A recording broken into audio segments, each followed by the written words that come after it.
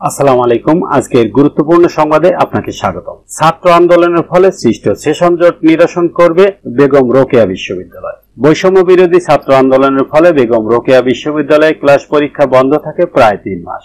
এই 3 মাসের সেশন জট কাটিয়ে ওঠার লক্ষ্যে উদ্যোগ গ্রহণ করেছে বেগম রোকেয়া বিশ্ববিদ্যালয় প্রশাসন। 1 অক্টোবর মঙ্গলবার সন্ধ্যায় বিশ্ববিদ্যালয়ের জনসংযোগ তথ্য ও প্রকাশনা বিভাগ থেকে পাঠানো এক বিজ্ঞপ্তিতে এ তথ্য জানানো হয়। বিজ্ঞপ্তিতে বলা হয়, 1 অক্টোবর বিশ্ববিদ্যালয়ের প্রশাসনিক ভবনের সিন্ডিকেট রুমে অনুষ্ঠিত একাডেমিক কাউন্সিলের 48তম বিশেষ সভায় উপাচার্য প্রফেসর ডক্টর মোহাম্মদ শওকত আলীর সভাপতিত্বে অনুষ্ঠিত সিন্ডিকেট সভায় বিশ্ববিদ্যালয়ে বিগত জুন থেকে আগস্ট পর্যন্ত 3 মাসের সৃষ্ট সেশন জট কমানোর লক্ষ্যে বিভাগগুলো স্ব উদ্যোগ গ্রহণ করবে।